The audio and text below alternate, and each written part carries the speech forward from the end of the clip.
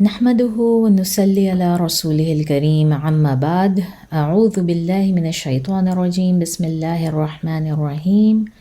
رب اشرح لي صدري ويسر لي امري واحلل عقدة من لساني يفقهوا قولي آمين یا رب العالمین۔ السلام علیکم ورحمۃ اللہ وبرکاتہ۔ تمام سننے والوں کو یہ پارٹ 29 ہے سیرہ کا، اور آج ہم ایکسکلوسیولی بات کریں گے عام الحزن کے بارے میں۔ عام جو ہے عربک کا لفظ ہے جس کا مطلب ہے ایئر یا سال، پورا کا پورا سال۔ حزن کا مطلب ہوتا ہے تکلیف دہ، گریف، سورو، بہت پینفل کوئی چیز، بہت زیادہ جو ہے دکھوں کا سال جسے آپ کہہ لیں۔ تو عام الحزن جو ہے یہ وہ سال ہے جس میں رسول صلی اللہ علیہ وسلم کو پے در پہ اللہ تعالیٰ نے آزمایا، ان کے پیاروں کو لے کر، اور بہت ساری مشکلات کے ساتھ، بہت سارے آزمائشوں کے ساتھ اللہ تعالیٰ نے ان کو آزمایا، جس میں سے 3 بہت بڑی آزمائشیں تھیں، اور وہ 3 یہ تھیں کہ اس میں پہلے ان کے بہت ہی پیارے چچا جو ان کے والد کی جگہ تھے اور جنہوں نے ان کو پورا تھرو آؤٹ پروٹیکٹ کیا مکہ کے دور میں، ابو طالب، ان کی ڈیتھ ہو جاتی ہے۔ ان کے کچھ ہی عرصے کے بعد خدیجہ رضی اللہ تعالیٰ عنہا، جو ان کی سب سے پیاری بیوی، کانفیڈانٹ، ان کے بچوں کی ماں، ان کی ڈیتھ ہو جاتی ہے بالکل آگے پیچھے۔ اور پھر ساتھ ہی ساتھ وہ مشہور واقعہ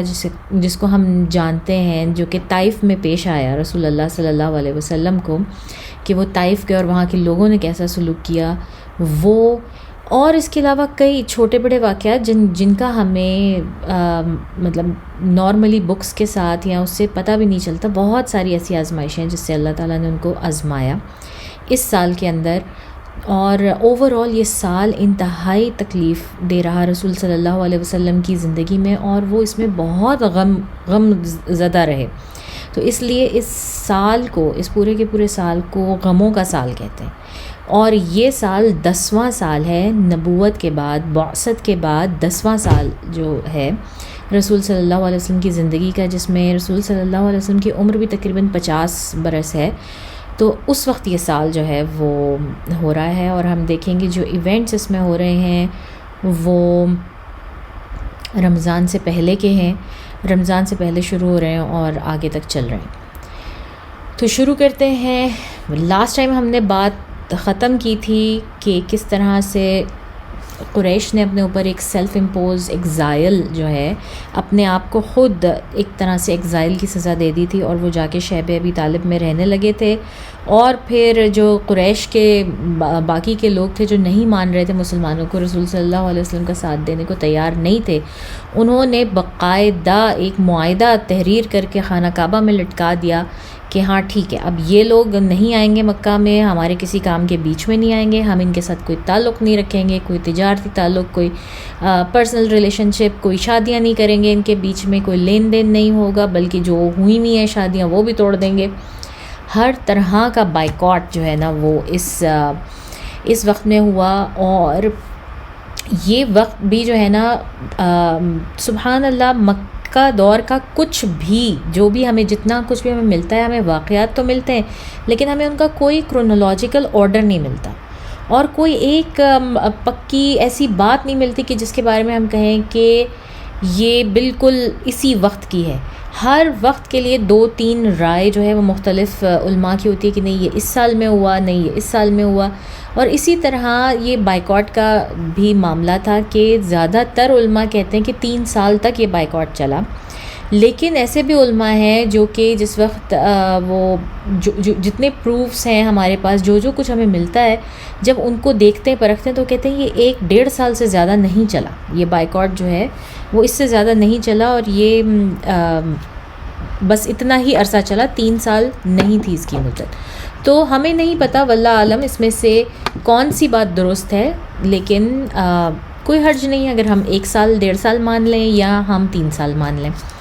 اسی طرح سے جب یہ اس کے بعد کے واقعات ہوتے ہیں تو ان کے بارے میں بھی یہی کہا جاتا ہے کہ یہ آئدر 10واں سال تھا رسول صلی اللہ علیہ وسلم کی بعثت کے بعد کا، یا پھر 11واں سال تھا۔ تو ہم اس سال کے اوپر بھی جو ہے نا وہ پوری طرح سے متفق نہیں ہے تمام علماء، کوئی کسی بات پہ کوئی کسی بات پہ، کیونکہ اس وقت کوئی ہسٹری ریکارڈ نہیں کر رہا تھا کوئی ایسا. یہ سب بہت بعد میں جا کے ریکارڈ ہوا، رسول صلی اللہ علیہ وسلم کی زندگی کے بعد جا کے صحابہ کرام نے ان کی سیرہ اکٹھی کرنی شروع کی. جب انہوں نے اپنے بچوں کو پڑھانی شروع کی،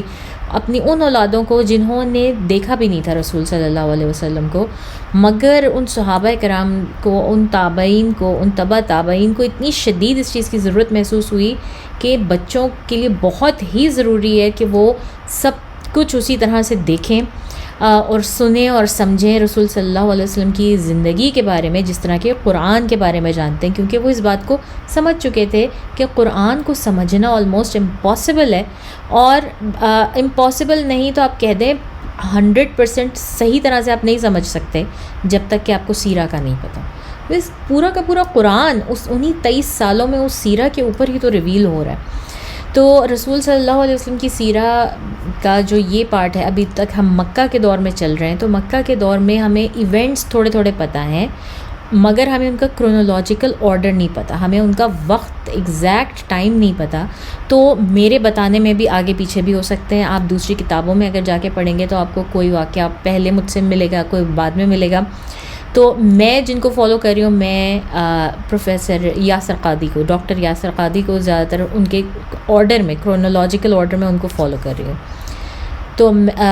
اس لیے اگر آپ اور بکس میں جائیں اور آپ کو کوئی واقعہ بعد میں ملے، کوئی واقعہ پہلے ملے، تو اس کو یہ نہ سمجھیں کہ یہ میرا ایرر ہے یا اس کتاب کے رائٹر کا ایرر ہے، کیونکہ ان کا اصل ٹائم لائن جو ہے وہ اویلیبل ہی نہیں ہے. یہ ہم سب خود کریٹ کرتے ہیں. جو ہسٹورینز جو ہوتے ہیں، جب وہ بناتے ہیں، جب وہ کتاب لکھتے ہیں یا جنہوں نے نریٹ کرنا ہوتا ہے، they have to create their own time lines. Anyways, اب وہ ایگزائل جو ہے وہ ختم ہوا، اور ہمیں معلوم ہے کہ وہ کیسے ختم ہوا، کہ اللہ تعالیٰ نے رسول صلی اللہ علیہ وسلم کو بتایا کہ وہ جو معاہدہ لکھا گیا تھا وہ کیڑے کھا چکے ہیں، ان کو ٹرمائٹس اور دوسرے کیڑے مکوڑے ہیں وہ کھا لیا ہے، ان کو اس کو ختم ہو گیا ہے، سوائے اس میں ایک لفظ کے بسمک اللہم، بس وہ رہ گیا. اور ابو طالب نے اپنا پورا کا پورا کیس جو ہے وہ قریش کے آگے اسی بات کے اوپر پریزنٹ کیا کہ میرے بھتیجے نے مجھے یہ کہا ہے اور مجھے اس پر پورا یقین ہے، ایسا ہی ہوا ہے. اگر ایسا نہیں ہوا اور میرا بھتیجا کسی وجہ سے غلط ثابت ہوا تو میں تم لوگوں کو پوری کھلی چھٹی دے دوں گا، میں تمہارے حوالے کر دوں گا اپنے بھتیجے کو. اتنا بڑا انہوں نے بات کی، اور اس سے میں اندازہ ہوتا ہے کہ ابو طالب کو کتنا یقین تھا رسول اللہ صلی اللہ علیہ وسلم کے اوپر. اور جب انہوں نے کھول کے دیکھا تو واقعی ایسا تھا کہ پورا. اور یہ اس بات کو ذہن میں رکھیں، یہ امپورٹنٹ کیوں ہے، یہ میریکل ہے. اور یہ میریکل کیوں ہے، یہ امپورٹنٹ کیوں ہے؟ کیونکہ آپ نے کبھی اپنے گھروں میں بھی دیکھا ہو تو ٹرمائٹس جو پیپر کو کھا بھی لیتی ہیں کچھ، مطلب وہ صدیوں پرانے پیپرز ہوتے ہیں اور صدیوں پرانی چیزیں ہوتی ہیں. اس کے بعد ہمیں اس میں لگتا ہے اس میں تو گھن کا کیڑا لگ گیا اور وہ پورا کا پورا اس نے کھا لیا. ایسا نہیں ہوتا کہ وہ کچھ چھوٹے سے عرصے کے اندر پورا کا پورا ختم ہو جائے. تو یہ ان اٹ سیلف ایک میریکل تھا. اور جب یہ قریش کے لوگوں کے سامنے ہوا تو انہوں نے اس کو سحر کا نام دیا. انہوں نے کہا یہ محمد صلی اللہ علیہ وسلم کا سحر ہے، یہ انہوں نے سحر کیا، ہماری آنکھوں پہ سحر کر دیا، یا انہوں نے اپنے سحر کے ذریعے سے جو ہے نا اس کانٹریکٹ کو ختم کر دیا. تو سوال یہ پیدا ہوتا ہے کہ اگر یہ سحر انہوں نے کرنا ہی تھا تو وہ اتنا لمبا عرصہ کیوں گزارتے؟ سال، 1.5 سال، 2 سال یا 3 سال کی مدت جو ہے وہ اتنے ایگزائل میں، اتنی مشکلات میں کیوں گزارتے، جہاں پہ نہ ان کے پاس کھانا ہے، نہ پانی ہے، نہ کوئی اکنامک اسٹیبلٹی انہیں، نہ کوئی فیملی کی سب کچھ نہیں ہے وہاں پر. تو وہ اتنے عرصے کے بعد کیوں کرتے؟ ان کو سحر ہی کرنا تھا، وہ فوراً کر کے جان چھڑاتے. لیکن یہ اللہ کی طرف سے میریکل تھا. جب یہ ختم ہوا اور ابو طالب جو ہیں وہ تمام لوگوں کو، جو ان کے 2 قبائل جو ان کے ساتھ آباد تھے، جنہوں نے محمد صلی اللہ علیہ وسلم کا ساتھ دینے کا سوچا، بنی عبد المطلب، بنی ہاشم، ان کے لوگوں کو پھر سب کو، جس میں کہ مسلمان اور غیر مسلمان دونوں مکس ہیں. ابو طالب خود بھی مسلمان نہیں ہیں یہاں پر،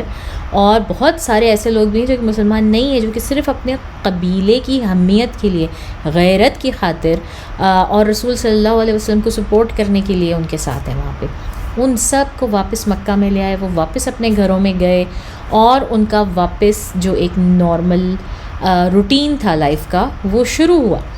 وہ شروع تو ہو گیا مگر اس روٹین کے ساتھ ان کی سختیاں، ان کے اوپر کیے جانے والے مظالم، وہ سب بھی دوبارہ سے شروع ہو گئے. اور یہ وہ وقت تھا کہ جب رسول صلی اللہ علیہ وسلم کے اوپر کئی جو شدید واقعات ہم نے بات کی تھی، اور ہم نے بڑا لمبا سیشن کیا تھا پورا کا پورا کہ قریش نے کیا کیا ٹیکٹکس استعمال کی رسول صلی اللہ علیہ وسلم کو روکنے کے لیے. ان میں جو سب سے سیویئر ٹیکٹکس تھیں، جس میں رسول صلی اللہ علیہ وسلم پہ باقاعدہ فزیکل اٹیکس کیے گئے، ان کی جان لینے کی کوشش کی گئی، وہ سب جو ہیں وہ اب ہو رہے ہیں، وہ اب ہونا شروع ہو گئے. اور ہم دیکھتے ہیں کہ ابھی ان کو واپس لوٹے اپنے گھروں سے کچھ عرصہ گزرا تھا، بہت ہی کم وقت گزرا تھا کہ جو ابو طالب ہیں وہ شدید بیمار ہو گئے. کہتے ہیں بس 2 مہینے ابھی ان کے گزرے ہوں گے بمشکل کہ ابو طالب جو ہیں وہ شدید بیمار ہو گئے، اور لوگوں کو اندازہ تھا، ان کو پتہ چل جاتا تھا کہ اتنی ان کی عمر ہے اور یہ جس طرح سے بیمار ہیں یہ شاید سروائیو نہیں کر سکیں گے. اس دفعہ جو ہے ان کو یہ اس چیز کو سروائیو نہیں کر سکیں گے اور شاید یہ گزر جائیں. تو لوگوں کو اس بات کا بڑی اچھی طرح سے اندازہ تھا کہ یہ 2 مہینے کے اندر، مطلب 6 سے 8 ہفتے کے اندر جو ہے نا اب یہ ہو جاتا ہے اب کہ ابو طالب اتنے شدید بیمار ہیں اور وہ بستر علالت پر پڑ جاتے ہیں. اور شوال کے مہینے میں نا ابو طالب کی ڈیتھ ہوتی ہے. اگر آپ زیادہ تر سیرہ کتابوں میں دیکھیں گے نا تو یہ آپ کو 1 پیج سے زیادہ جو ہے نا اس کی ڈیٹیل نہیں ملے گی. بس یہ کہ ابو طالب کی ڈیتھ ہو گئی شوال کے مہینے میں، اور اس کے فوراً بعد جو ہے چند لٹرلی 40 ڈیز کے اندر جو ہے وہ خدیجہ رضی اللہ تعالیٰ عنہ کی ڈیتھ ہو گئی، اور اس کے بعد فوراً وہ اسکپ کر کے اور آ جاتے ہیں واقعہ طائف کی طرف. ہم تھوڑا سا ڈیٹیل میں اس کو بات کریں گے اور میں ایکسپلین کروں گی آپ کو کہ کیوں ڈیٹیل میں ہم بات کریں گے. ہم اس میں سے پوائنٹس نکالیں گے بینیفٹ کے، جس طرح سے کہ ڈاکٹر یاسر قاضی نے نکالے ہیں. میں بار بار ان کو مینشن کر رہی ہوں تاکہ آپ کو یہ نہ لگے کہ میں اپنی طرف سے سب کچھ بول رہی ہوں. میں باقاعدہ جو ہے وہ بہت ساری کتابوں کے بعد اور ان کی سیرہ کے مطالعے کے بعد جو ہے وہ آتی ہوں اور میں بات کرتی ہوں. تو ہوا اس طرح سے کہ ابو طالب جو ہیں وہ شدید بستر علالت کے اوپر ہیں، اور رسول صلی اللہ علیہ وسلم ان کی تیمارداری بھی کر رہے ہیں، ان کو ہر روز پوچھنے بھی جا رہے ہیں، اور ساتھ ساتھ انہوں نے اپنا روٹین وہی شروع کر لیا ہے کہ خانہ کعبہ میں جا کے انہوں نے طواف بھی کرنا اور نماز بھی وہاں پڑھنی ہے. اور ان لوگوں کی سختیاں، ان کے مظالم، ان کی بری حرکات جو ہیں وہ بھی سب ساتھ ساتھ چل رہی ہیں. اور صحیح بخاری میں نا ابو طالب کی ڈیتھ کے بارے میں پورا پیراگراف آتا ہے، یعنی کہ پوری ہمیں صحیح احادیث ملتی ہیں. قرآن میں تقریباً 3 آیات ملتی ہیں ہمیں کہ ابو طالب میں، جہاں پر صحیح بخاری میں جو ہے وہ اس طرح بیان کیا گیا کہ جب ابو طالب جو ہیں بالکل اپنی موت کے قریب پہنچ چکے تھے اور موت کے پنجے بالکل لٹرلی ان کے سینے میں گڑ چکے ہوئے تھے، تو رسول صلی اللہ علیہ وسلم ان کے پاس آئے ایک روز، جب کہ ابو جہل وہاں موجود تھا. ابو جہل بھی وہاں بیٹھا ہوا تھا، اور رسول صلی اللہ علیہ وسلم نے ان سے کہا کہ میرے پیارے چچا جان، آپ مجھے یہ کلمہ دے دیجئے، آپ ایک کلمہ بول دیجئے لا الہ الا اللہ، تاکہ میں اللہ سبحانہ و تعالیٰ کے سامنے آپ کے متعلق جو ہے وہ بحث کر سکوں، آپ کا کیس جو ہے وہ پیش کر سکوں اللہ کے سامنے، آپ کی شفاعت کر سکوں. اور اگر آپ یہ کلمہ کہہ دیں گے تو اور میں جو ہے وہ بہت آرام سے آپ کی شفاعت کر سکوں گا. اور لیکن ابو جہل، جس طرح ہمیں پتہ ہے ماسٹر مینوپولیٹر تھا، وہ وہاں موجود تھا، اور اس نے فوراً کہا کہ ابو طالب تم کیا کرنے لگے ہو، تم اپنے باپ کا دین چھوڑ دو گے اور تم اپنے بھتیجے کے دین پر آ جاؤ گے. اور اس طرح سے، اور امیہ بن خلف بھی وہاں موجود تھا. تو ان سب لوگوں نے جب اس طرح کی بات کی تو ابو طالب کہتے کہتے بھی رک گئے. وہ کہنا بھی چاہ رہے تھے، جو کہ صاف محسوس ہو رہا تھا رسول صلی اللہ علیہ وسلم کو کہ یہ کہنے والے ہیں، مگر وہ کہتے کہتے بھی رک گئے.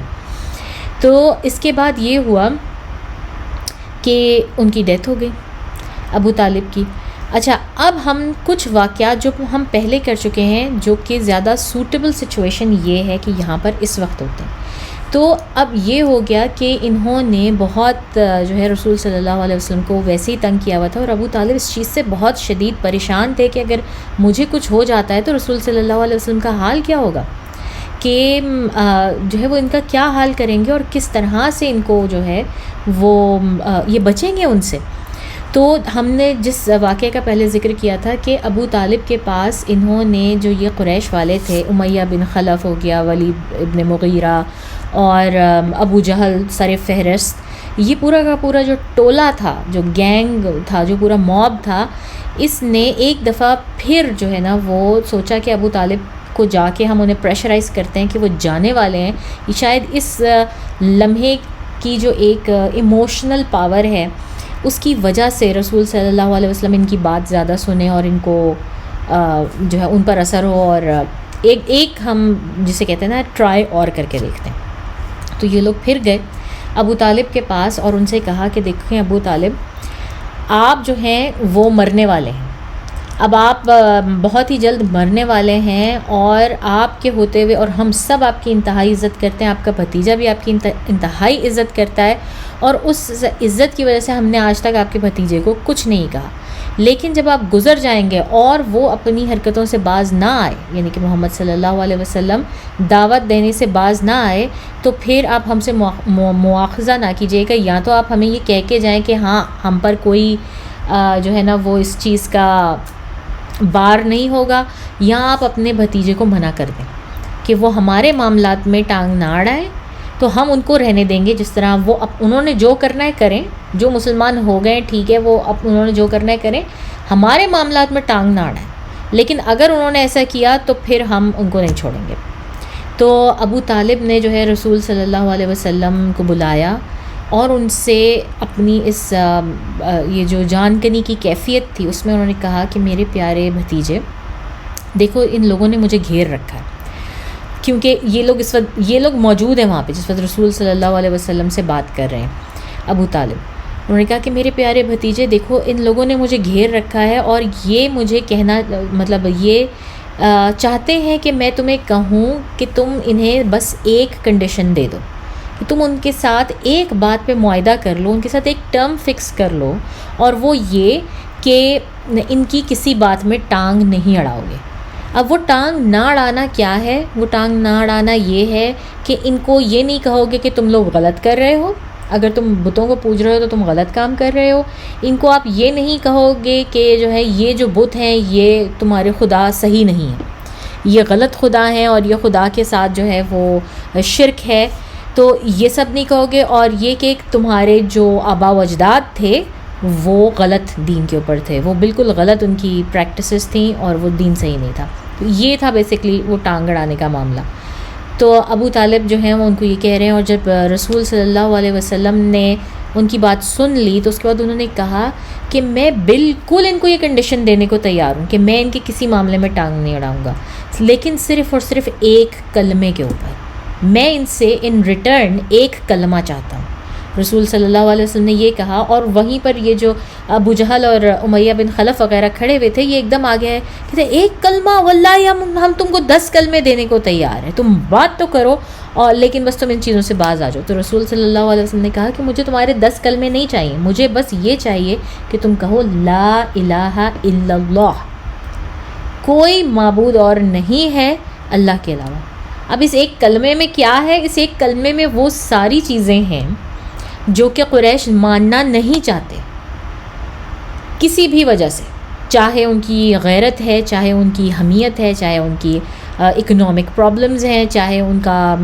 تجارتی معاملہ ہے یا سیاسی معاملہ ہے، کچھ بھی ہے، اس وجہ سے وہ اس ایک کلمے میں نہیں چاہتے. جب انہوں نے یہ سنا انہوں نے کہا لا واللہ نہیں، ہم یہ بات نہیں ہم مان سکتے، یہ ہم نہیں مان سکتے. اور یہ کہہ کے وہ پھر وہ سیخ پا ہو گئے، انہوں نے قرض کرنا شروع کر دیا، بولنا شروع کر دیا، اور وہاں پہ رسول صلی اللہ علیہ وسلم کے پاس جو ہے. تو پھر اس کے بعد رسول صلی اللہ علیہ وسلم نے اپنے انکل کو ابو طالب کو کہا کہ چچا آپ مجھے یہ کلمہ دے دیجئے، آپ کہہ دیجئے یہ کلمہ، تاکہ میں آپ کے بہاف پر اللہ تعالیٰ سے شفاعت کر سکوں قیامت کے دن. میں آپ کو بچاؤں گا اس سے، لیکن آپ مجھے یہ کلمہ دے دیجیے، اس کی شرط یہ ہے۔ تو ابو طالب جو ہے نا وہ اس وقت کہنے، مطلب وہی بات ہے کہ وہ کہنے لگے تو یہ لوگ پھر بیچ میں آ گئے کہ ہاں اب ابو طالب تم ڈرتے ہو، تمہارے لیے تمہارے باپ بہتر تھے یا بھتیجا بہتر؟ تم اپنے باپ کا ریلیجن چھوڑو گے اور بھتیجے کے ریلیجن پر آؤ گے؟ کیونکہ یہ وہ سوسائٹی ہے کہ جہاں پر کسی بھی حالت میں آپ اپنے باپ سے بہتر نہیں ہو سکتے، آپ کا باپ آپ سے بہتر رہے گا ہمیشہ کسی بھی حالت میں۔ تو ابو طالب تو چپ کر گئے، اور اس کے بعد انہوں نے جو ہے وہ کہا کہ، اور ابن اسحاق جو پرانی ترین سیرہ کی جو کتاب ہمیں ملتی ہے، جس میں سے یہ سارے اسکالرز ایکسٹریکٹ کرتے ہیں سیرہ کی نالج، اس میں موجود ہے کہ ابو طالب نے رسول صلی اللہ علیہ وسلم کو ذرا قریب بلا کے کہا میں تمہیں ضرور کہہ دیتا یہ کلمہ، اگر مجھے اس بات کا خوف نہ ہوتا کہ یہ جو میرے لوگ ہیں یہ میرے مرنے کے بعد مجھے ایکیوز کریں گے یا مجھے تانا ماریں گے اس چیز کا کہ میں نے مرتے مرتے موت کے خوف سے جو ہے وہ کلمہ شہادت کہہ دیا اپنے بھتیجے کو، اور میں نے اس کو جو ہے نا وہ موت کے خوف سے تمہارا دین قبول کیا، تو اس لیے میں یہ کلمہ نہیں کہوں گا۔ ابو طالب نے یہ کہا، اور یہ چیز ابن اسحاق لکھتے ہیں سیرہ میں۔ ابن اسحاق سب سے اتھارٹیٹیو بک ہے، سب سے پرانی بک ہے، اور سب سے اتھارٹیٹیو اور سب سے ڈیٹیلڈ بک ہے، ٹھیک ہے۔ انہوں نے یہ کہا، اور انہوں نے اس کے بعد ان کی آنکھیں بند ہو گئیں، ان کی جان نکل گئی، اور انہوں نے کلمہ شہادت نہیں پڑھا ابو طالب نے۔ تو اس طرح سے جو ہے نا ابو طالب کی ڈیتھ ہو گئی، اور رسول صلی اللہ علیہ وسلم کے لیے یہ اس قدر تکلیف دہ تھا۔ آپ کے ایک والد فگر کی ڈیتھ ہو جانا ان اٹ سیلف ہی بہت تکلیف دہ بات ہوتی ہے، لیکن پھر ایسے والد جنہوں نے آپ کو اس طرح سے پروٹیکٹ کیا ہے پچھلے 10 سالوں میں، کہ جس طرح مرغی لٹرلی اپنے انڈوں کو پروٹیکٹ کرتی ہے، ابو طالب نے اس طرح کی پروٹیکشن دی ہے رسول اللہ صلی اللہ علیہ وسلم کو، تو ان کا بانڈ ان کے ساتھ بہت بہت کلوز تھا۔ اور پھر یہ کہ وہ دین پر نہیں مرے، حق کو جانتے ہوئے مانتے ہوئے وہ انہوں نے دین کے اوپر جان نہیں دی، اور اس چیز کی تکلیف رسول صلی اللہ علیہ وسلم کو اتنی زیادہ تھی کہ وہ بیان سے باہر تھی، مگر لوگ ان کے چہرے پر وہ تکلیف دیکھ سکتے تھے، ان کی لائف میں اس تکلیف کا اثر محسوس کر سکتے تھے کہ کس طرح یہ غم ان کو اندر ہی اندر کھائے جا رہا ہے۔ اور ابو طالب نے، آپ دیکھیں کہ باقی سب چیزیں ٹھیک ہے، لیکن یہاں پر ہمیں اندازہ ہوتا ہے کہ ابو طالب نے سب کچھ کیا، لیکن ان کے اندر پھر بھی وہ ایک حمیت، وہ ایک چھوٹا سا ریسسزم کا ایلیمنٹ جو ہے نا وہ موجود رہا، کہ نہیں میرا باپ زیادہ بہتر ہے عبد المطلب، اور ان کی ایک لیگیسی ہے جس کو میں نے آگے لے کے چلنا ہے، مطلب ایک لیجنڈ کا بیٹا ہوں میں، اور اس لیجنڈ ان کو ابھی یہ اندازہ نہیں ہے، ابھی رسول صلی اللہ علیہ وسلم جب زندہ ہیں ان کو یہ اندازہ نہیں ہے کہ رسول صلی اللہ علیہ وسلم کی لیگیسی وہ کتنی زیادہ بڑی ہوگی، عبد المطلب کی لیگیسی سے بھی بہت زیادہ بڑی ہوگی، لیکن وہ اپنے باپ کی لیگیسی کو ہی لے کے چل رہے ہیں۔ یہ وہاں کا نارم تھا، یہ عربز کا نارم تھا، ان کے لیے بہت یہی بات تھی کہ ان کے خاندان کون ہے، ان کے خاندان میں کون کون گزرا، ان کے بزرگ کون ہیں، اور بیٹے کو اپنے باپ کی لیگیسی آگے لے کے چلنی ہے، بیٹا باپ سے بہتر کسی صورت نہیں ہو سکتا، آگے اس کے بیٹے کو اس کی لیگیسی لے کے چلنی ہے، تو ان کے لیے اپنے باپ دادا کے دین سے ہٹ جانا، ان کی لیگیسی سے ہٹ جانا جو ہے وہ بالکل بہت ہی تکلیف دہ بات تھی، بہت مشکل تھا۔ تو ابو طالب اسی پر انہوں نے جان دی، اور پھر بہت عرصے کے بعد جو ہے وہ رسول صلی اللہ علیہ وسلم ایک مرتبہ بیٹھے ہوئے تھے مدینہ میں، عباس جو رسول صلی اللہ علیہ وسلم کے ایک اور انکل ہیں جو کہ ابو طالب کے بھائی تھے، انہوں نے پوچھا کہ میرے بھتیجے مجھے یہ بتائیے کہ آپ کا ابو طالب کا بھتیجا ہونا، اور انہوں نے جس طرح سے آپ کو پروٹیکٹ کیا، اور جس طرح آپ کے لیے وہ دوسروں سے خفا ہوئے، اس نے ان کو کوئی فائدہ پہنچایا مرنے کے بعد؟ ان کو اس کا کیا فائدہ ہوا؟ ابو طالب کو اس چیز کا کیا فائدہ ہوا؟ تو رسول صلی اللہ علیہ وسلم نے ان کو کہا نعم، جی ہاں، میری وجہ سے ان کو بہت فائدہ ہوا، اور میری وجہ سے ان کو یہ فائدہ ہوا کہ اللہ تعالیٰ نے ان کو جو جہنم ہے اس کے اندر سے نکال کے، جو اس کے بالکل آؤٹسکرٹس ہے، پیریفریز ہیں، بالکل باہر کا جو حصہ ہے، ان کو وہاں جگہ دی. جبکہ اگر میری شفاعت یا میری دعا نہ ہوتی تو وہ جو ہیں جہنم کی گہرائیوں کے اندر ہوتے، اور اللہ تعالیٰ نے ان کو میری شفاعت کے باعث جو ہے نا وہاں سے نکال کے سب سے کم، جو پورے جہنم میں جو عذاب لوگوں کو دیے جا رہے ہیں، جتنے بھی سنرز ہیں، گناہ گار لوگ ہیں، ان میں سب سے کم عذاب جو ہے وہ ابو طالب کو ہوگا. اور وہ کم عذاب کیا ہے کہ ان کو آگ کی سینڈلز پہنائی جائیں گی، ان کو آگ کے جوتے پہنائے جائیں گے، جس سے کہ ان کا برین، ان کا دماغ، مغز جو ہے وہ بوائل ہو جائے گا. اور یہ ہلکی ترین سزا ہے جہنم کی، اور یہ ہمیں صحیح مسلم میں یہ حدیث ملتی ہے. یہ پوری کی پوری حدیث ہمیں صحیح مسلم میں، صحیح احادیث میں سے ہے جو کہ ہمیں ملتی ہے. خیر، ابو طالب کی ڈیتھ ہو گئی، اور رسول صلی اللہ علیہ وسلم اتنے غمزدہ تھے کہ انہوں نے بہت جو ہے نا وہ دعائیں کرنی شروع کر دیں، ان کی مغفرت کے لیے بہت دعائیں شروع کر دیں. اتنی زیادہ دعائیں شروع کر دیں کہ اللہ تعالیٰ نے قرآن میں ریویل کیا اور ان کو منع فرمایا کہ آپ اتنی دعا نہیں کر سکتے کہ کسی مشرک کے لیے یا کسی ایسے شخص کے لیے جو کہ کفر پہ جس کی جان گئی ہو، چاہے وہ آپ کے قریبی ریلیٹیوز ہی کیوں نہ ہوں. یہ قرآن میں فرمایا. اور پھر اللہ تعالیٰ نے ایک آیت میں فرمایا کہ یا رسول اللہ، یہ آپ کے ہاتھ میں نہیں ہے کہ کون مسلمان ہو اور کون کس کا، یہ دل بدلنا جو ہے یہ صرف اور صرف اللہ کے ہاتھ میں. تو اس طرح سے جو ہے وہ اللہ تعالیٰ نے رسول اللہ صلی اللہ علیہ وسلم کو منع فرمایا دعا کرنے کے لیے بھی، ان کی شفاعت کرنے کے لیے بھی. اچھا، اب اس تکلیف میں اتنے زیادہ تھے رسول اللہ صلی اللہ علیہ وسلم، اور سب لوگ دیکھ رہے تھے. اب ان کی ڈیتھ کے بعد، ابو طالب کی ڈیتھ کے بعد، بائی ڈیفالٹ جو شخص جو ہے وہ بن گیا قریش کا، بنو ہاشم کا جو لیڈر بن گیا، وہ ابو لہب تھا، کیونکہ وہی ڈائریکٹ ڈسینڈنٹ تھا، بیٹا تھا عبد المطلب کا. اور ابو لہب جو ہے وہ ابو طالب کے بعد عمر میں سب سے بڑا تھا، سینئر تھا. اور باقی کے جو بچے ہوئے تھے، وہ عبد المطلب کے 10 بیٹے جو تھے، 11 بیٹے جو تھے، ان میں سے 7 کی ڈیتھ ہو چکی ہے رسول صلی اللہ علیہ وسلم کے مبعوث ہونے سے پہلے، ان کو نبوت ملنے سے پہلے. 4 جو ہیں وہ باقی ہیں. ٹھیک ہے، یہ ابو لہب، ابو طالب، العباس اور حمزہ. ان میں سے حمزہ نے اسلام قبول کر لیا، تو ان کو آپ نکال دیجئے، ان کو تو اب وہ بنو ہاشم کا لیڈر نہیں مانیں گے. ٹھیک ہے نا. عباس کی ابھی عمر اتنی نہیں، اور عباس سے بڑے ہیں ابو لہب. تو ابو لہب جو ہے وہ ڈیفالٹ ان کے جو ہے وہ لیڈر بن گئے، اور کیونکہ مشرک بھی وہی ہیں صرف، تو ظاہر ہے انہوں نے جو ہے چن لیا، ابو لہب کو چنا. اور جب ابو لہب لیڈر بنے اور انہوں نے دیکھا کہ رسول صلی اللہ علیہ وسلم اتنی تکلیف میں ہے، حالانکہ اس سے پہلے ہم دیکھتے ہیں کہ ابو لہب نے ہر موقع پر رسول صلی اللہ علیہ وسلم کی نہ صرف بے عزتی کی ہے سب سے آگے بڑھ کے، اسلام دشمنوں میں ان کا ٹاپ رینک ہے، اور انہوں نے بہت ان کے خلاف جو ہے نا وہ کام کیے ہیں، ان کے خلاف بہت کچھ کیا ہے. یہاں تک کہ قرآن میں ان کے خلاف جو ہے پوری کی پوری سورہ نازل ہوئی ہے. لیکن اس وقت جب انہوں نے دیکھا کہ رسول صلی اللہ علیہ وسلم اتنے شدید پین میں ہیں،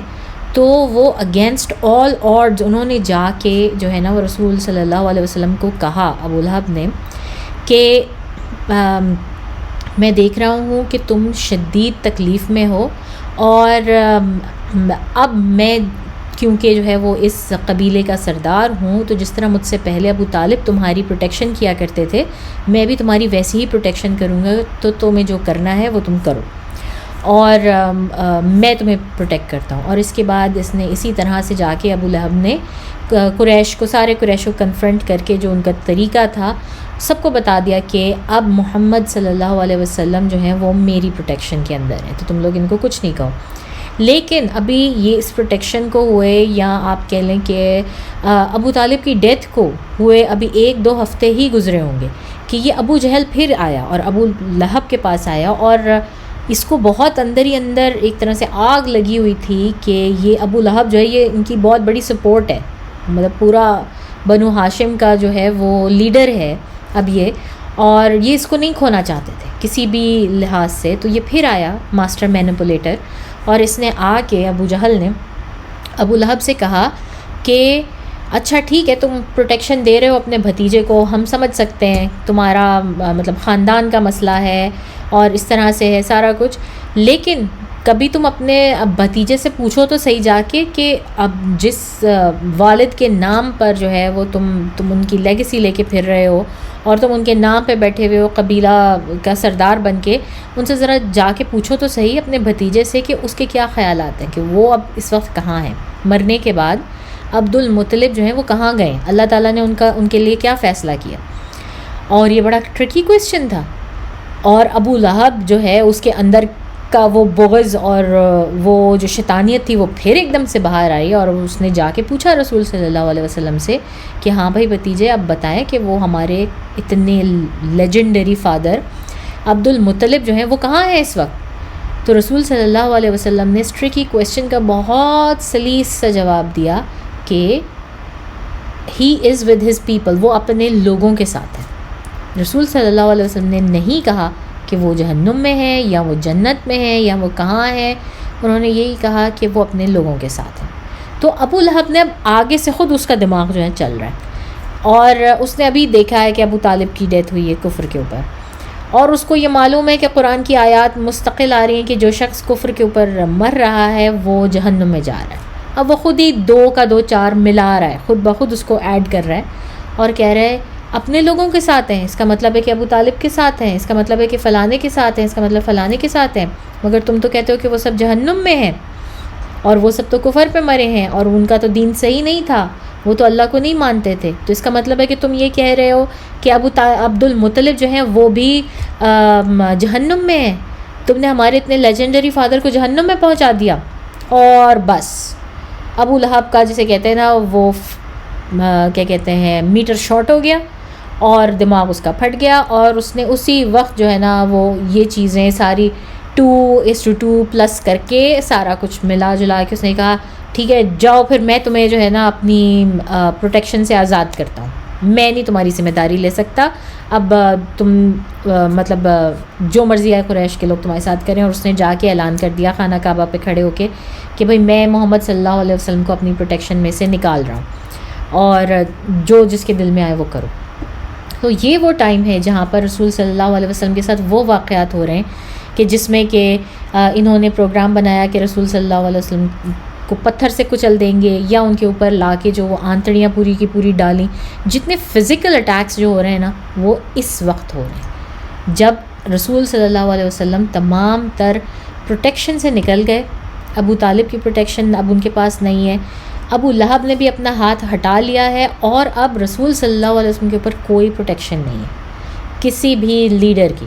کسی بھی قریش کے لیڈر کی. اب اس طرح سے ان کی حالت ہو گئی ہے کہ وہ مکہ میں اس طرح رہ رہے ہیں جیسے کہ آپ کسی دوسرے ملک میں جاتے ہیں اور بغیر ویزے کے وہاں پہ رہنا شروع کرتے ہیں، کہ آپ کے ساتھ کبھی بھی کچھ بھی ہو جائے گا اور کوئی جو ہے نا وہ ان لوگوں کو پوچھنے والا نہیں ہوگا، آپ کے ساتھ زیادتی کرنے والوں کو پوچھنے والا نہیں ہوگا، الٹا آپ کے اوپر ہی سارا الزام آئے گا، آپ کو ہی سارا کچھ برداشت کرنا ہے.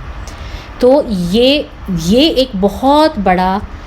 جسے کہتے ہیں یہ ایک ابو طالب کے گزر جانے کے بعد ایک ایڈڈ غم ہے، ایک تکلیف ہے جو رسول صلی اللہ علیہ وسلم فیس کر رہے ہیں، اور ابھی وہ اس تکلیف کو فیس کر ہی رہے ہیں کہ ان کو پورے جسے کہتے ہیں نا 1 مہینہ اور 10 دن کے اندر ان کو یہ اطلاع مطلب مل جاتی ہے کہ حضرت خدیجہ رضی اللہ تعالیٰ عنہ ان کی اتنی پیاری بیوی جس کا کوئی نیم البدل، رسول صلی اللہ علیہ وسلم خود کہتے ہیں کہ ان کی باقی بیویوں میں سے بھی کوئی ان کا نیم البدل نہیں تھا، ان کی ڈیتھ ہو جاتی ہے، ان کی بھی ڈیتھ ہو جاتی ہے. لیکن ان کی جو ڈیتھ ہے نا اس کے بارے میں ہمارے پاس زیادہ کوئی ڈیٹیلز نہیں ہے، کچھ بھی ڈیٹیل نہیں ہے. آپ سیرہ کی ہر کتاب اٹھا کے دیکھیں آپ کو 3-4 لائنوں سے زیادہ کچھ نہیں ملے گا. جو آپ کو ملے گا وہاں پر وہ خدیجہ رضی اللہ تعالیٰ عنہ کی بلیسنگز، ان کی برکات، ان کو اللہ تعالیٰ نے جو جس پیڈسٹل پر رکھا، جو ان کی جو ان کو اللہ تعالیٰ نے جس کام کے لیے چنا اور انہوں نے جس طرح سے وہ کام انجام دیا رسول صلی اللہ علیہ وسلم کی لائف میں، آپ کو ان کی سب وہ لیجنڈری باتیں اور خصوصیات سننے کو ملیں گی۔ اس کے علاوہ آپ کو خدیجہ رضی اللہ تعالیٰ عنہ کی ڈیتھ کے متعلق کچھ خاص نہیں پتہ چلے گا۔ ہمیں بس یہ معلوم ہے کہ وہ تقریباً 60-65 سال کی تھیں، اور یہ جو ایگزائل تھا جو کہ یہ لوگ باہر جا کے رہے، کعبہ سے کہہ رہی ہوں، مکہ سے نکل کے جو ان کو جا کے شیب ابی طالب کی گھاٹی میں رہنا پڑا اتنا لمبا عرصہ، اور اس میں جو ان کو شدید تکالیف اٹھانی پڑی، جو اس میں کھانے پینے کی غذا کی کمی اور آرام کی کمی، تو اس ایج میں خدیجہ رضی اللہ تعالیٰ عنہ کی جو باڈی تھی وہ اس کو انڈور نہیں کر سکی، اور کہتے ہیں کہ ان کے دانت جھڑ گئے تھے اس ایج میں، اور وہ بہت تکلیف میں تھیں آلریڈی، تو جس وقت اللہ تعالیٰ نے ان کو بھی اپنے پاس بلا لیا۔ اور رسول صلی اللہ علیہ وسلم نے خدیجہ رضی اللہ تعالیٰ عنہ کی نماز جنازہ بھی نہیں ادا کی، کیونکہ اس وقت تک نماز جنازہ ریویل ہی نہیں ہوئی، وہ آئی ہی نہیں ابھی تک، تو ان کی نماز جنازہ بھی ادا نہیں ہوئی۔ بس یہ تھا کہ رسول صلی اللہ علیہ وسلم نے اپنے ہاتھ سے ان کی قبر کھودی، ان کو اپنے ہاتھ سے ان کی قبر میں اترے، اور انہوں نے وہاں پر جو کچھ ان کو معلوم تھا، جو وہ دعائیں کر سکتے تھے، وہ انہوں نے دعائیں کی، اپنے ہاتھ سے اتارا، ان کو رکھا اپنے ہاتھ سے قبر کے اندر، اور اس پہ مٹی خود ڈالی، سارا کچھ خود کیا، اور ساری زندگی ان کے اوپر جو ہے وہ مطلب ان کے لیے دعائیں کرتے رہے۔ تو خدیجہ رضی اللہ تعالیٰ عنہ کی ہمیں ڈیتھ کے بارے میں بس اتنا ہی پتہ چلتا ہے، اور پھر اس کے بعد رسول صلی اللہ علیہ وسلم شدید تکلیف میں تھے کہ اب ان کے پاس بچے بھی ہیں سنبھالنے کا، اب انہیں گھر بھی دیکھنا ہے، اور ان کے کچھ بچے بہت چھوٹے ہیں، جس طرح فاطمہ رضی اللہ تعالیٰ عنہ بہت چھوٹی ہیں، 8-9 برس سے زیادہ ان کی عمر نہیں ہے اس وقت، انہیں اب وہ بھی دیکھنا ہے، انہیں دین کا کام بھی کرنا ہے جو اللہ تعالیٰ نے ان کے ذمہ لگایا ہے، اور ان کو کانسٹنٹ ڈیتھ تھریٹ بھی ہے، ان کے اوپر سے ان کا جو ایکسٹرنل جو پروٹیکشن تھی وہ بھی ختم ہو گئی ہے، جو انٹرنل پروٹیکشن تھی گھر کے اندر وہ بھی ختم ہو گئی ہے ان کی، تو اب بالکل جو ہے وہ تنہا ہو گئے رسول صلی اللہ علیہ وسلم، اور شدید تکلیف میں، شدید غم میں، اور فیئر، مطلب ہر چیز آپ جسے کہتے ہیں نا کہ بعض اوقات اللہ تعالیٰ جس وقت آپ کو آزماتے ہیں نا تو آزمائشیں چاروں طرف سے آتی، ایک ساتھ آتی ہیں، تو وہی والا حال تھا۔ ابو طالب کی ڈیتھ کے اوپر ہم واپس جاتے ہیں۔ ابو طالب کی اس وقت ڈیتھ ہوئی تو ہم یہ دیکھتے ہیں کہ ہمیں کچھ اور بھی نریشنز ملتی ہیں، جس طرح ہمیں حضرت علی سے متعلق جو ہے وہ نریشن ملتی ہیں، اور ابن اسحاق ہی جو ہے وہ اس کو مینشن کرتے ہیں، اور سنن ابی داؤد میں بڑا کلیئرلی، اور ٹاپک ہے اس کا پورا، کہ سنن ابی داؤد میں جو ہے نا وہ کہتے ہیں کہ حضرت علی سے پوچھا گیا، حضرت علی نے آ کے جو ہے نا وہ رسول صلی اللہ علیہ وسلم کو بتایا کہ کہ ان کے فادر کی ڈیتھ ہو گئی ہے، یعنی کہ اس نریشن کے مطابق رسول صلی اللہ علیہ وسلم اس وقت وہاں موجود نہیں تھے کہ جس وقت ابو طالب کی ڈیتھ ہوتی ہے، اور وہ وہاں سے اپنے گھر آ جاتے ہیں یا کچھ، تو علی رضی اللہ تعالیٰ آتے ہیں ان کے پاس، اور وہ آ کے ان کو کہتے ہیں کہ یا رسول اللہ صلی اللہ علیہ وسلم، آپ کے چچا کی جو ہے وہ ڈیتھ ہو گئی ہے۔ اب ان کو یہ نہیں کہتے کہ میرے فادر کی ڈیتھ ہو گئی ہے، وہ کہتے ہیں آپ کے چچا کی ڈیتھ ہو گئی ہے، اور وہ کافی اریٹیٹڈ انداز میں کہتے ہیں، اور وجہ اس کی یہ ہے کہ علی رضی اللہ تعالیٰ عنہ جو ہیں وہ وہ ڈبل ڈسپوائنٹڈ ہیں کہ ان کے والد تھے، اور وہ جانتے تھے کہ رسول صلی اللہ علیہ وسلم سچے ہیں اور سارا کچھ ٹھیک ہے، مگر اس کے باوجود انہوں نے کلمہ نہیں پڑھا، وہ مسلمان نہیں ہوئے، تو انتہائی جسے کہتے ہیں وہ تکلیف میں تھے علی رضی اللہ تعالیٰ عنہ۔ تو رسول اللہ صلی اللہ علیہ وسلم نے ان کو کہا کہ اچھا ٹھیک ہے تم جاؤ اور انہیں دفناؤ، تو علی رضی اللہ تعالیٰ عنہ نے کہا کہ یا رسول اللہ مگر وہ تو مشرک تھے، مطلب علی رضی اللہ تعالیٰ عنہ کی انڈرسٹینڈنگ یہ تھی کہ وہ مشرک ہیں تو ہم مسلمان ہیں، تو شاید ہم نے ان کو نہیں مطلب دفنانا یا ہاتھ لگانا، یا ہمارے اوپر یہ ذمہ داری نہیں ہے کہ جو ہے ہم ان کے ساتھ کسی بھی طرح کی ڈیلنگ کریں، کیونکہ وہ مشرک تھے، لیکن رسول صلی اللہ علیہ وسلم نے کہا کہ نہیں، تم جاؤ ان کو جا کے ان کے دفنانے کا ہر چیز کا بندوبست کرو، اور پھر دفنانے کے بعد زیادہ دیر وہاں نہیں رکنا، واپس آ جانا۔ تو علی رضی اللہ تعالیٰ عنہ نے ایسے ہی کیا کہ وہ گئے، انہوں نے ان کو دفنایا، اور دفنانے کے بعد جو ہے وہ فوری طور پہ رسول صلی اللہ علیہ وسلم کے پاس واپس آ گئے. تو یہ چیز ایڈڈ، مطلب یہ مجھے یاد آئی کہ میں آپ لوگوں کو ضرور بتاؤں. تو یہ ہے. اچھا، اب ابو طالب جو ہیں ان کی ڈیتھ کے بعد بہت عرصے کے بعد، یعنی کہ مکہ میں واپس آ کے، جب مکہ میں واپس آتے ہیں رسول صلی اللہ علیہ وسلم فتح مکہ کے وقت، اس وقت واپس آتے ہیں تو کعبہ کے قریب ایک دفعہ بیٹھے ہوتے ہیں کہ ابو بکر آتے ہیں اپنے والد ابو قحافہ کو لے کر، اور وہ بہت ہی لاغر اور بہت ہی جسے کہتے ہیں اس وقت اندھے ہو چکے ہیں، ان کے بال سفید ہیں بالکل اور بہت ضعیف ہیں. اور ابو قحافہ کو لے کر آتے ہیں ابو بکر، اور ان سے رسول اللہ صلی اللہ علیہ وسلم سے کہتے ہیں کہ یا رسول اللہ، یہ میرے والد ہیں اور یہ اسلام قبول کرنا چاہتے ہیں. اور جب وہ اسلام قبول کرتے ہیں تو ابو بکر رونے لگتے ہیں. تو رسول صلی اللہ علیہ وسلم ان کو کہتے ہیں کہ یہ خوشی کے آنسو ہیں ابو بکر؟ تو ابو بکر کہتے ہیں کہ نہیں، یہ غم کے آنسو ہیں. اور اس وقت میں یا رسول اللہ، کاش کہ ایسا ہو سکتا کہ میں اپنے والد کا ایمان ابو طالب کے ایمان کے بدلے جو ہے نا وہ آپ کو دے سکتا. یعنی کہ ابو بکر کو ان کی اتنی فکر تھی اور اتنا ان کو اس چیز کا احساس تھا کہ رسول صلی اللہ علیہ وسلم کس کرب سے گزرے ہیں ابو طالب کی ڈیتھ کے بعد، اور اس بات پہ کہ وہ ایمان کے ساتھ نہیں مر سکے. اتنے وہ کرب سے تھے کہ انہوں نے کہا کہ میں اپنے باپ کو قربان کرنے کے لیے تیار ہوں اگر مجھے کسی طرح سے یہ ایشورٹی مل جائے کہ ان کے بدلے ابو طالب کا ایمان جو ہے نا وہ اس کی خوشخبری اور نوید آپ کو دے دی جائے گی. تو یہ جو ہے یہ بہت ہی، اس سے ہمیں اندازہ ہوتا ہے 2-3 چیزوں کا، کہ ایک تو واقعی کہ ابو طالب جو ہیں ان کی ڈیتھ ہوئی شرک کے اوپر ہی ہوئی اور انہوں نے اسلام قبول نہیں کیا، اور یہ کہ رسول صلی اللہ علیہ وسلم بھی اس چیز کو نہیں، مطلب ان کو بچا نہیں سکے. اب اس میں سے بہت سارے یہ جو واقعہ ہے ابو طالب کا جو قصہ ہے نا، اس میں سے بہت سارے لیسنز، بہت سارے بینیفٹس نکلتے ہیں. اور جو یاسر قاضی انہوں نے ان کو 10 بڑے اچھے خوبصورت پوائنٹس میں جو ہے وہ ترتیب دیا. اور وہ پوائنٹس کس طرح سے ہیں کہ ہمیں بہت ہی جو ہے نا وہ پہلا پوائنٹ جو انہوں نے نکالا وہ اس طرح سے ہے، اپنے بڑوں کو یا اپنے لیڈرز کو فالو کرنا، اور جسے کہتے ہیں نا غیر حاضر دماغی سے فالو کرنا ان کو، کہ بنا سوچے سمجھے کہ نہیں جسٹ بیکاز یہ میرے بڑے ہیں اور یہ غلط ہو ہی نہیں سکتے، اور ان کو بس اس میں فالو کرتے رہنا،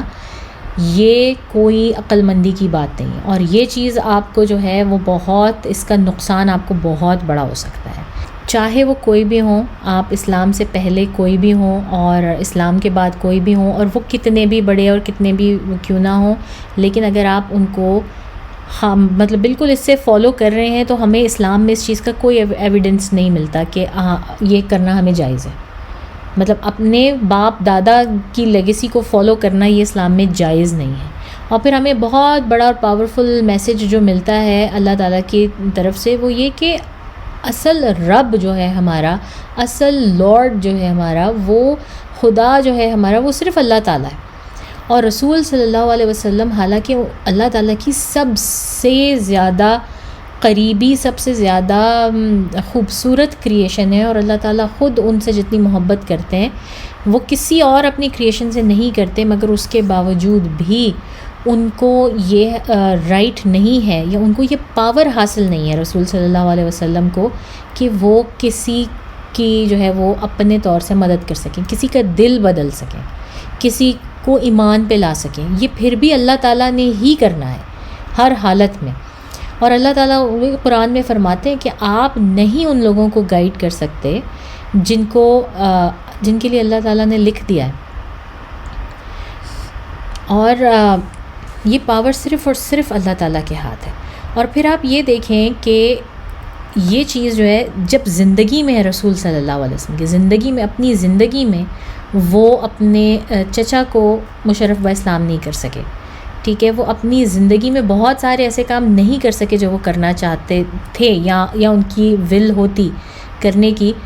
اور تو ہم کیسے اس بات کا اندازہ لگا سکتے ہیں یا سوچ بھی سکتے ہیں کہ اب جب ان کی ڈیتھ ہو چکی ہے، اب جب وہ اللہ تعالیٰ کے پاس جا چکے ہیں، تو جا کے آپ قبر پہ جو ہے وہ مانگیں اور وہاں پہ آپ کی جو ہے وہ دعائیں قبول ہوں۔ دعائیں سٹل قبول کرنے والا صرف اللہ تعالیٰ ہے۔ لوگ کہتے ہیں ہم وسیلہ بناتے ہیں، ہم یہ کرتے ہیں وہ کرتے ہیں، لیکن یہ اتنی بڑی مثال ہے، اتنی بڑی مثال ہے سیرہ میں کہ رسول صلی اللہ علیہ وسلم جو ہیں وہ اپنی زندگی میں وہ کام نہیں کروا پائے جو کہ اللہ تعالیٰ نہیں چاہتا تھا، جس کے لیے اللہ تعالیٰ نے لکھا ہوا تھا کہ نہیں یہ کام ایسے ہی ہوگا، وہ نہیں کروا پائے۔ تو آپ کیسے یہ کہہ سکتے ہیں کہ کوئی اور شخص، کوئی پیر بابا، کوئی صوفی بزرگ، کوئی بھی ایسا شخص ہو سکتا ہے وہ بہت اچھے ہوں گے، مجھے اس بارے میں کوئی شک نہیں ہے کہ جتنے بھی صوفی حضرات ہیں، جتنے بھی مطلب مولوی حضرات جو گزر جاتے ہیں، جو اسکالرز گزر جاتے ہیں، جن کی قبروں پہ لوگوں نے آستانے بنا لیے ہیں اور ان سے مانگتے ہیں جا کے، وہ اپنی زندگیوں میں بہترین ہوں گے اور اللہ تعالیٰ ان کی دعائیں بھی سنتے ہوں گے، ان کی زندگی میں سنتے ہوں گے۔ لیکن اس بات کا کوئی پروف نہیں ہے ہمارے پاس، اور اسلام اس بات کی اجازت نہیں دیتا کہ آپ جا کے ان کی قبر پہ اور اس مردے سے جو ہے وہ مانگنا شروع کر دیں، جو کہ خود اللہ تعالیٰ کے پاس ہے، جو کہ اپنے لیے کچھ بھی نہیں کر سکتا، قبر کے اندر کچھ بھی نہیں کر سکتا۔ اور یہ بات جب اللہ تعالیٰ نے یہ اتنے بڑے سینیریو کے ساتھ ہمیں سمجھائی ہے، تو اس کو ہمیں اپنی زندگیوں میں جو ہے وہ اپلائی کرنا بہت ضروری ہے۔ اور جسٹ بیکاز آپ کسی سے محبت کرتے ہیں اور جو ہے وہ اتنی محبت کرتے ہیں کہ آپ چاہتے ہیں کہ ہر حالت میں ان کو کسی طرح سے آپ گائیڈ کر لیں، ان کو صحیح راستے پر لیں، مگر آپ نہیں کر سکتے، یہ اللہ کے ہاتھ میں، یہ صرف اور صرف اللہ کے ہاتھ میں، اور صرف اللہ ہی ہیں جو کہ دلوں کو بدلنے والے ہیں۔ پھر ہمیں ایک اور پوائنٹ جو ملتا ہے ابو طالب کے واقعے سے،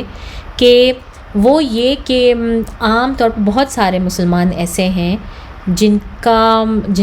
کا نارمل، جن کی نالج یہ ہے، یا جو یہ سمجھتے ہیں کہ جی کفار کوئی شخص کلمہ گو نہیں ہے وہ کافر ہے، اور کافروں کے ساتھ ہمیں تو نفرت ہی کرنی ہے، ہمیں کوئی محبت نہیں کرنی، ہم نے ان کے ساتھ کوئی ڈیلنگز نہیں کرنی، ہم نے ان کے ساتھ کچھ کرنا نہیں، مطلب ہمارا ان سے کوئی لینا دینا نہیں ہے۔ تو ہمیں پتہ لگتا ہے یہاں سے کہ نہ صرف یہ کہ ہم ان سے محبت بھی کر سکتے ہیں، رسول صلی اللہ علیہ وسلم شدید محبت کرتے تھے ابو طالب سے، نہ صرف یہ کہ ہم ان سے محبت بھی کر سکتے ہیں، ان سے فائدہ اٹھا بھی سکتے ہیں، ان کو فائدہ دے بھی سکتے ہیں ہر لحاظ سے، سوائے اس کے کہ جب وہ اللہ کی نافرمانی کا آپ کو کہیں، اللہ کی نافرمانی کے لیے وہ خود کریں، آپ اس کا پارٹ نہ بنیں، اور جب وہ آپ کو کہیں تو آپ ہرگز اس کے اوپر عمل نہ کریں۔ سوائے اس کے ہمیں اور کوئی ایسی پرابلم نہیں ہے ان لوگوں کے ساتھ جو کہ کفار ہیں، آپ ان کے ساتھ رہیں، کھائیں، پئیں، ان کا یہاں تک کہ جب وہ فوت ہو جائیں تو بھی یہ سننا بن گئی آپ کی کہ آپ ان کے فیونرل میں جائیں، آپ ان کا مطلب ہر چیز میں پارٹیسپیٹ کریں، سوائے اس کے کہ جب ان کی وہ عبادات اور وہ ورشپ اور وہ ریچولز شروع ہو جائیں جو کہ اسلام میں موجود نہیں ہیں، اس وقت آپ نہ ٹھہریں، اس وقت آپ واپس آ جائیں۔ مگر اس کے علاوہ آپ ہر طرح سے ان کو سپورٹ کر سکتے ہیں، ان سے محبت بھی کر سکتے ہیں، ان کے پاس رہ بھی سکتے ہیں، اسپیشلی وہ لوگ جن کے خاندانوں میں کفار موجود ہیں، جو خود ریورٹڈ ہیں، اور یا جن کے قریبی دوست، نیبرز، مطلب ہم یہاں پر جس کنٹری میں رہتے ہیں یہ بہت ہی کامن سچویشن ہے ہمارے ارد گرد کی، اور یہ ہمیں بہت بڑا پوائنٹ ملتا ہے، ہمیں بہت بڑی سیکھ ملتی ہے رسول صلی اللہ علیہ وسلم کی سیرہ کے اس پارٹ سے کہ ان کے ساتھ کس طرح سے ڈیل کرنا چاہیے۔ پھر ایک اور بینیفٹ جو ہم لیتے ہیں اس واقعے سے وہ یہ ہے کہ کیوں، اور اس کے بارے میں ہم پہلے بات کر چکے ہیں کہ اس میں کیا ایسی وزڈم تھی کہ ابو طالب کو آخر وقت تک مشرک ہی رہنا تھا اور اللہ تعالیٰ نے ان کو نہیں کنورٹ ہونے دیا، یہاں تک کہ ان کے ڈیتھ بیڈ پر بھی نہیں ہونے دیا۔ تو اس کا جواب جو ہے وہ ہم طرح طرح سے دینے کی کوشش بھی کر چکے ہیں، مگر اصل جواب یہ ہے واللہ عالم، یہ ٹوٹلی اللہ تعالیٰ کی منشا تھی کہ ایسا ہی ہوگا، اور اسی میں بینیفٹ تھا، اسی میں رسول صلی اللہ علیہ وسلم کے لیے بھلائی تھی، ان کی پروٹیکشن تھی، ورنہ ان کی ساری پروٹیکشن چھن جاتی اور ابو طالب ان کو پروٹیکٹ نہیں کر سکتے تھے اور ان کی بات کوئی نہ سنتا۔ اور بہت سارے پوائنٹس ہیں، مگر سب سے بڑا پوائنٹ جو تھا وہ یہی تھا کہ یہ اللہ تعالیٰ کی منشا تھی، اللہ تعالیٰ کی چاہت تھی کہ ایسا ہی ہونا تھا، اور اس میں نہ ہم کوئی کمی کر سکتے ہیں نہ بیشی کر سکتے ہیں، اس میں کوئی کچھ نہیں کر سکتا۔ جب اللہ تعالیٰ نے ایک بات کو جو ہے وہ کر دیا کہ نہیں بس یہ کام اس طرح سے ہونا ہے، تو بس پھر دیر از نو ادر وے، نہ آپ آرگیو کر سکتے ہیں، نہ آپ اس کو بدل سکتے ہیں، کچھ نہیں آپ کر سکتے۔ پھر اس میں جو ایک بہت بڑی وزڈم، بہت بڑی وہ ہے، وہ یہ کہ یہی نا کہ یہ میں نے دونوں پوائنٹس جو ہیں وہ اکٹھے کر دیے کہ یہ بس اللہ تعالیٰ نے ان کا جو ہے وہ کر دیا تھا۔ اور پھر ہاں جی، جو سب سے بات اس کی سیکھنے میں بہت زیادہ اپیل کی نا، وہ یہ کہ مسلم کیا ہے، ایک مسلمان کی ڈیفینیشن کیا ہے۔ آپ لوگ کیا سمجھتے ہو کہ ایک مسلمان کیا ہے؟ ایسا شخص جو کہ جانتا ہے کہ یہ سچائی ہے، اسلام سچا دین ہے، رسول صلی اللہ علیہ وسلم واقعی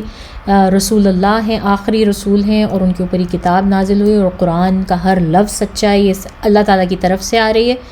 کیا یہ سب کچھ جان لینا کافی ہے؟ یہ آپ کو مسلمان بناتے تھا؟ تو مسلمان کی ڈیفینیشن کیا ہے؟ میرے لیے یہ بہت ہی امپورٹنٹ پوائنٹ اس میں سے یہ نکلا کہ سب کچھ جاننے کے باوجود ابو طالب کی ڈیتھ جو ہے وہ کفر پر ہو رہی ہے، سب کچھ جاننے کے باوجود۔ تو اس سے تو ہمیں یہ پتہ چلا کہ یہ مسلمان کی ڈیفینیشن نہیں ہے۔ جو شخص یہ جان لیتا ہے، یہ سب کچھ جانتا ہے کہ اسلام سچا مذہب ہے، رسول صلی اللہ علیہ وسلم آخری نبی ہیں، اور اللہ کی کتاب ہے قرآن، اور اللہ ایک ہے، یہ سب کچھ جان لینے کے بعد بھی آپ مسلمان نہیں ہیں، تو پھر کیا چیز آپ کو مسلمان بناتی ہے؟ تو یہ چیز مجھے اس کا اندازہ ہوا کہ مسلمان آپ کو آپ کی سبمیشن بناتی ہے، کہ آپ کتنا سبمٹ کر سکتے ہیں اللہ کے آگے، آپ کس قدر جو ہے وہ سرنڈر کرتے ہیں۔ یہ سب کچھ جاننے کے بعد آپ اس چیز کو اس طرح سے مانیں اور اس کو اپنی زندگی پہ اپلائی کریں۔ جب تک آپ اس کو اپلائی نہیں کرتے، آپ اس سچائی کو سبمٹ نہیں کر لیتے، اپنے آپ کو اس کے انڈر نہیں لے آتے،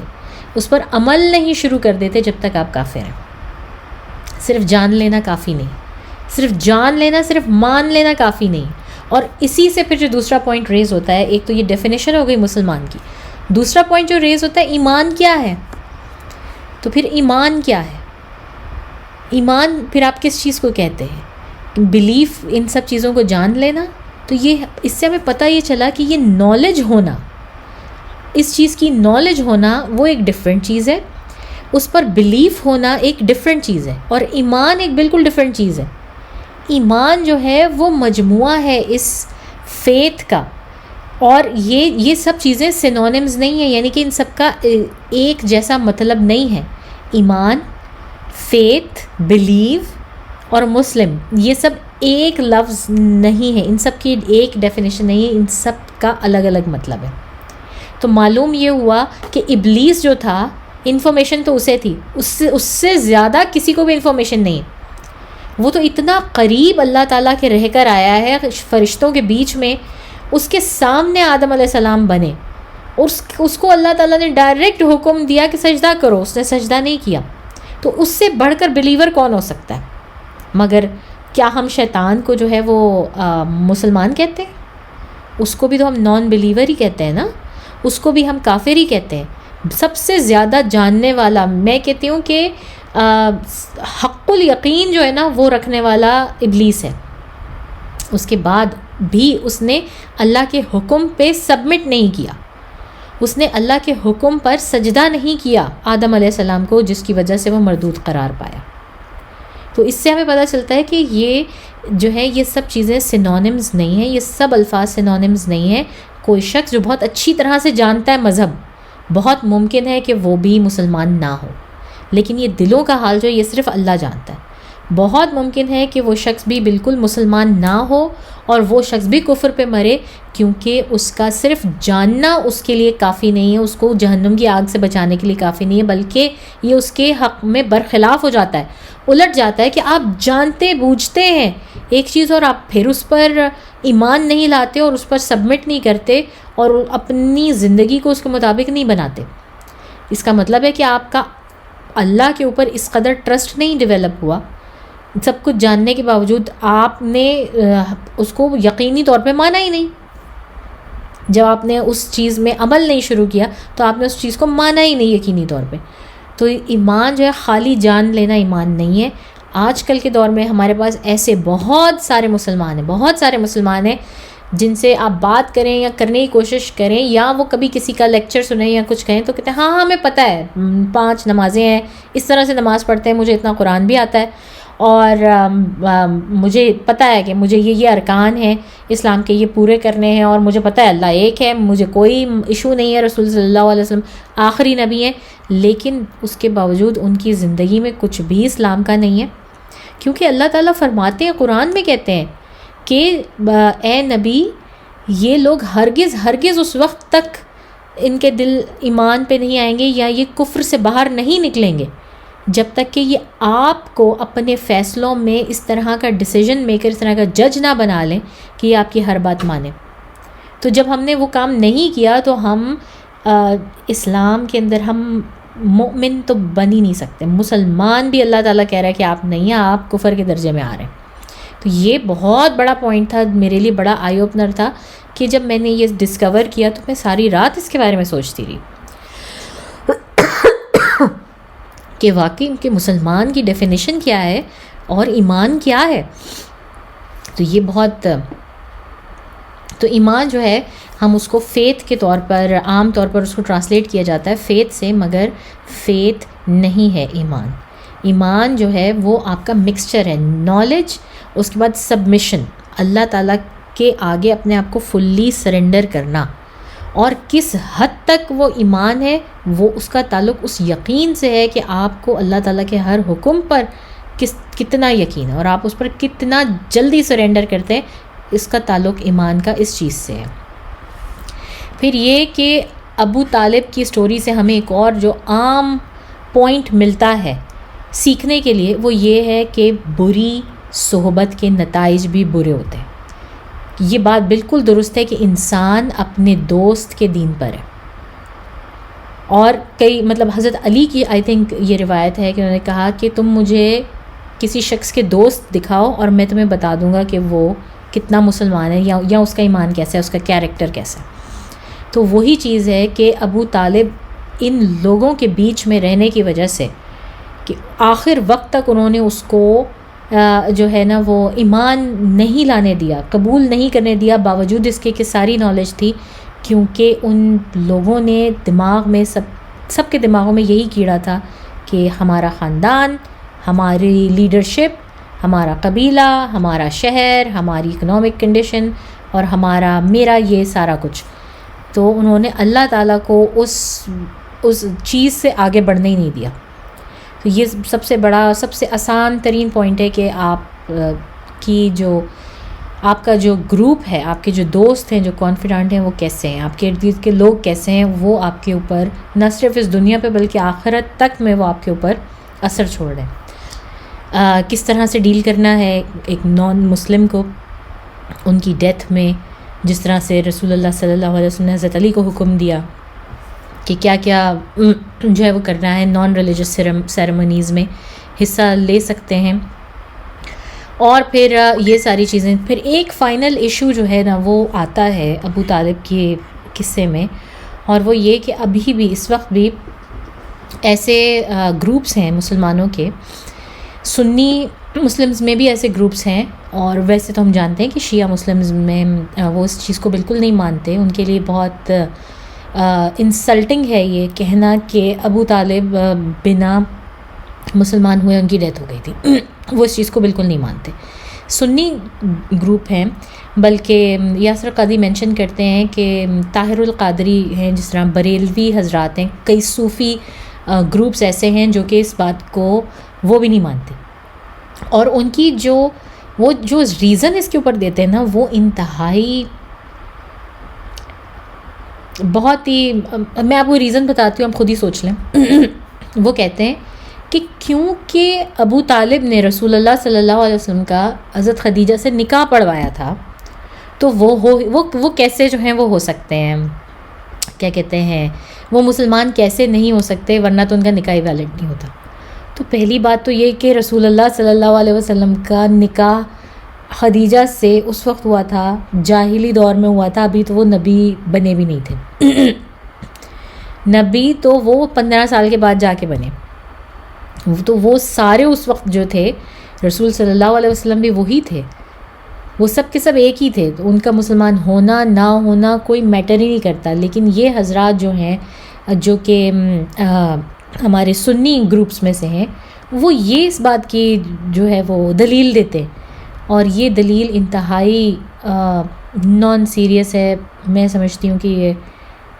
بیکورڈ ہے اور تھوڑی سی فولش بھی ہے کہ ایسا یہ کوئی بات نہیں ہے، کیونکہ جب کوئی شخص ریورٹ ہوتا ہے نا، مسلمان بنتا ہے، پہلے وہ نان مسلم ہو اور اس کی شادی ہوئی بھی ہے پہلے، اور دونوں میاں بیوی اکٹھے مسلمان ہو جاتے ہیں، تو ان کو تو نہیں دوبارہ نکاح کرانا پڑتا کہ نہیں جی آپ کا نکاح تو پہلے کفر میں ہوا تھا اور وہ کسی کافر نے پڑھایا تھا، اب آپ جائیں کسی مسلمان مولوی سے نکاح پڑھوائیں، ایسا تو نہیں ہوتا، آج بھی نہیں ہوتا، تو پھر یہ ہم رسول صلی اللہ علیہ وسلم پر کیسے رکھ سکتے ہیں؟ ٹھیک ہے نا تو یہ اس چیز کی بہت ہی، اور پھر ہمیں کتنی جو ہیں وہ اس چیز کے لیے کتنی ہمیں ایویڈنسز مل رہے ہیں، میں نے آپ کو صحیح بخاری کوٹ کی، میں نے آپ کو سنن ابی داؤد کوٹ کی، میں نے آپ کو ابن اسحاق کوٹ کی، میں نے آپ کو بتایا کہ قرآن میں 3 جگہ جو ہے ڈائریکٹ میسیجز آئے ہیں، اللہ تعالیٰ کے ورسز ڈائریکٹ ہیں جو کہ ابو طالب کی ڈیتھ سے ریلیٹڈ ہے، اور رسول صلی اللہ علیہ وسلم کے لیے ڈائریکٹ آرڈر کے طور پہ آئی ہیں، اور رہتے مسلمانوں تک وہ ڈائریکٹ آرڈر رہیں گی کہ آپ کسی مرنے والے کو جو کہ کافر مر رہا ہے، چاہے وہ آپ کا قریبی رشتہ داری کیوں نہ ہو، آپ اس کے لیے استغفار نہیں کر سکتے، آپ ان کی مغفرت نہیں کروا سکتے، نہ ہی آپ ان کا دل بدل سکتے ہیں اگر اللہ نہ چاہے تو یہ چیزیں، یہ ایویڈنس کیا کافی نہیں ہے ہمارے لیے؟ شیعہ حضرات جو ہیں ان کی تھوڑی سی ڈیفرنٹ لاجک ہے، کیونکہ ان کے ہاں امامت کا کانسیپٹ ہے، اور پہلے امام جو ہیں وہ حضرت علی رضی اللہ تعالیٰ عنہ ہیں، تو وہ یہ کہتے ہیں کہ ہمارے پہلے امام کے فادر جو ہیں، یہ ان کے لیے بہت انسلٹنگ ہے کہ یہ کہا جائے کہ ان کے امام کے فادر جو ہیں وہ مسلمان نہیں تھے، تو اس کے لیے بھی اگر آپ دیکھیں تو دلیل ہمیں قرآن سے ہی مل جاتی ہے، ہمیں کہیں دور جانے کی ضرورت نہیں ہے۔ حضرت علی رضی اللہ تعالیٰ عنہ سے بھی بڑے رینکنگ نبی جو ہیں، جن کے فادر کو اللہ تعالیٰ نے صاف صاف قرآن میں کہا ہے کہ یہ جہنم میں جائیں گے، وہ کون ہیں؟ حضرت ابراہیم علیہ السلام۔ حضرت ابراہیم علیہ السلام کے فادر جو ہیں وہ تو خود ایک بت میکر تھے، وہ خود جو ہے وہ بت بنایا کرتے تھے، اور ان کے لیے صاف کہا گیا حضرت ابراہیم علیہ السلام سے اونچا تو کسی صحابی کا درجہ نہیں ہو سکتا نا، وہ تو نبی ہیں، رسول ہیں، خلیل اللہ ہیں، تو ان کے لیے اگر ہم قرآن سے ہی مثالیں لیں تو ہمارے اپنے یہ خود کے کریٹڈ جو نوشنز ہیں، جو ہپوتھیسز ہیں، یہ سب کے سب بیٹھ جاتے ہیں تو یہ ایشو تھا جو کہ ہوتا ہے ہمیں، اور ہم دیکھنے میں، آپ سے کوئی بات کرے گا تو ڈیفینیٹلی کبھی نہ کبھی یہ ایشو آئے گا، تو بہت آرام سے پیار سے ان کو سمجھایا جا سکتا ہے، اور بحث نہ کریں اس کے اوپر، کون بخشا جانا ہے اور کون نہیں بخشا جانا، یہ اسٹل اللہ کے ہاتھ میں، ہماری بحث سے اس کا کوئی فائدہ نہیں نکلنے والا، اور نہ ہی کسی قسم کا کوئی ان کے درجات پر فرق پڑے گا۔ ٹھیک ہے، تو آج کا ہم یہ یہاں پہ ختم کرتے ہیں، عام الحزن، اور اس کا دوسرا حصہ اگلے پارٹ میں ہوگا جس میں کہ ہم واقعہ طائف کے بارے میں بات کریں گے کہ مزید اس سال میں ایسا کیا ہوا کہ جس نے سال کو اتنا غمزدہ بنا دیا رسول صلی اللہ علیہ وسلم کے لیے۔ لیکن آئی تھنک کہ یہ جو 3 بڑے میجر واقعات میں نے ابھی آپ کو بتائے ہیں، یہ بھی سمجھنے کے لیے بہت کافی ہیں کہ آپ کے بیلوڈ فادر فگر، آپ کے بیلوڈ وائف، آپ کی پروٹیکشن، سب کچھ جو ہے وہ ختم ہو گئی ہے مکہ سے۔ اللہ تعالیٰ اب ایک طرح سے رسول صلی اللہ علیہ وسلم کو پریپیئر کر رہے ہیں کہ اب آپ کے مکہ سے رخصت کا وقت آ گیا ہے، مکہ سے اب آپ کو نکلنا ہے۔ تو اگلے ہفتے انشاءاللہ پھر سے ملتے ہیں اس واقعے کی کنٹینیویشن کے ساتھ۔ سبحانک اللہم و بحمدک، نشہد ان لا الہ الا انت، نستغفرک و نتوب الیک۔ السلام علیکم ورحمۃ اللہ وبرکاتہ۔